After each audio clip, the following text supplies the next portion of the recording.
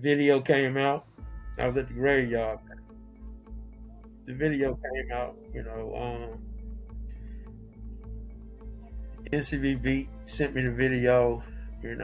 I saw the video, and she was there naked, man. They hitting on her, now.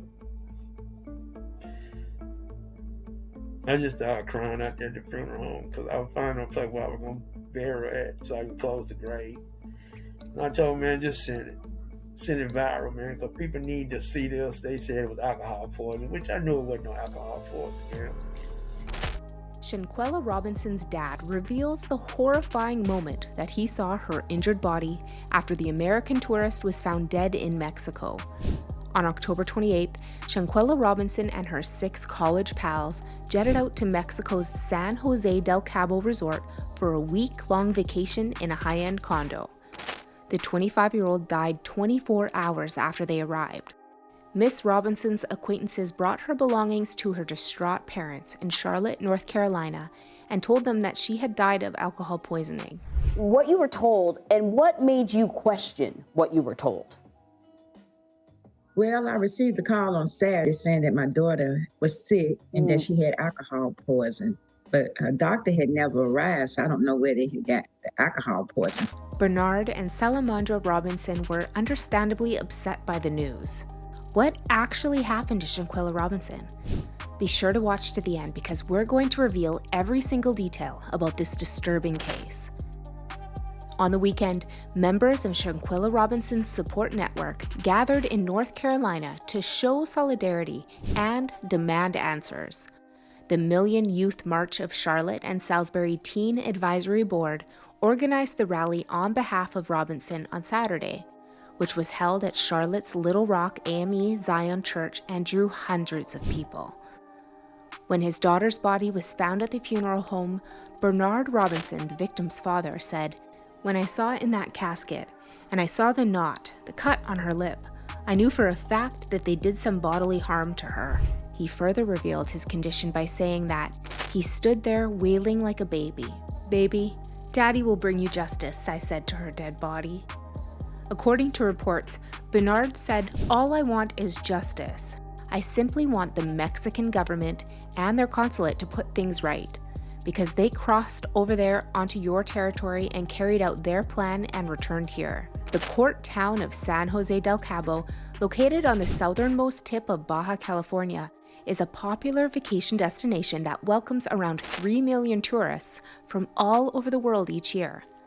Young people from the United States who are looking for an exciting vacation destination often choose to go to Cabo because of its beautiful beaches with white sand and turquoise water and its vibrant nightlife. In her hometown of Charlotte, Shanquella, a graduate of Winston-Salem State University, owned and operated a beauty and hair braiding company named Exquisite Kids. On October 28th, she and the traveling party checked into the $2,500 per night Villa Linda 32 at the Puerto Los Cabos Resort in Fundadores. There were a total of 4 ladies and 6 guys at the party. At first, it was believed that her passing was the result of a tragic accident. Is it possible that Shanquella's friends, or should I say acquaintances, tricked her into going to Cabo with the goal of hurting her and plotting her murder? What could have caused such animosity against Shanquella? Is there a rational explanation for their actions? By the way, what's the FBI's official stance on this tragedy? Miss Robinson was found to have a severe spinal cord injury and a fractured neck 15 minutes before she passed away, disproving the account that her friends told about her death being caused by alcohol poisoning. The post-mortem results were disclosed on November 10th. Now hold your breath as we're about to reveal the most terrifying aspect of the situation to you. On November 15th, a shocking video of unclothed Shanquella being thrashed in a resort hotel room surfaced online. The video, which lasts for about 20 seconds, shows a female attacker approaching Shanquella, knocking her to the ground, and then striking her repeatedly with punches and kicks. In reaction, a prone Shanquella sags helplessly to the ground. She is eerily bare, yet her assailant is completely dressed. Shanquella is taunted by a man who appears to be filming the assault but does nothing to stop it. he may be heard saying, "At least fight back, something." Good look, can you at least fight back? In an interview with TMZ, Shanquella's father, Bernard Robinson, confirmed that the person in the video was his daughter, and he expressed his opinion that the individuals she mistakenly believed to be her friends planned the attack. He said, "My daughter's not a fighter, man. She's not a fighter, not at all." When the distressing video of the incident hit the internet, people began using the popular hashtag #JusticeForQuella on platforms like Facebook, Instagram, Twitter, and TikTok in protest of the apparent lack of response from police. Since then, huge contradictions have arisen between the official story from Mexican officials and what others have alleged happened that night leading up to Shanquella's murder. Mexican officials declared that they were looking into Robinson's killing as a femicide after the video was made public. The FBI acknowledged its participation in the investigation on November 18th. You must be wondering, what is femicide? Femicide, or the intentional killing of women because they are women, is the most severe type of gender-based violence. Can you picture yourself being murdered just because of your gender? Intimate and non-intimate femicide are the two types of femicide.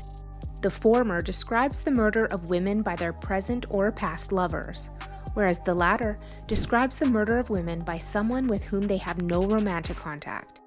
Most countries treat femicide the same as murder in terms of criminal law. However, Mexico is one of at least 16 nations that have made femicide a distinct crime. If found guilty, a person in Mexico might spend up to 60 years in jail. In Mexico, the distinction between femicide and murder, or unlawful killing, differs from state to state. Regarding the passing of Robinson, a warrant for one person's arrest has been issued in Mexico. The parents continue to cope with the tragedy and grieve their daughter until the authorities provide additional details. According to police investigation, Shanquella received emergency treatment at her residence for over 4 hours before she passed away. A day after Miss Robinson and her companions checked into the opulent resort on October 29th at 2:23 p.m., the alarm, according to the police report, was first sounded. An hour later, a doctor discovered Shanquella was vocally unresponsive. Soon later, she experienced a seizure. As per the police, Shanquella's travel companions insisted she stay at the resort despite the doctor's suggestions that she be sent to the hospital. An ambulance wasn't summoned until it looked like the patient was about to die. After Miss Robinson's cardiac arrest, a doctor allegedly performed 14 rounds of CPR on her, as well as giving her 5 doses of adrenaline and 6 defibrillator discharges. She was ultimately declared dead at 5:57 p.m. after all of these futile attempts. This 4-hour ordeal appears to be in stark contrast to Miss Robinson's death certificate, which indicates that she passed away only 15 minutes after suffering a fractured neck. In fact, it's unknown if Shanquella's doctor knew she had severe spinal damage, or if her friends claim that she had alcohol poisoning had an impact on the care she received. Salamandra Robinson told CBS News that 6 of her daughter's friends had been to see her and given her various stories of the events leading up to her murder.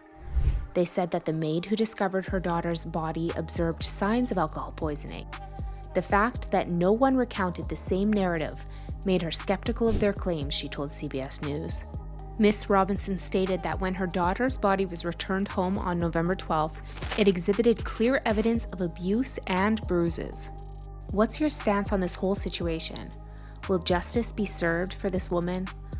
Our prayers go out with Quella and her family. Meanwhile, let us know your thoughts in the comment section below. And check out the next video here. And also, don't forget to subscribe to our channel if you liked this one. Thanks for watching.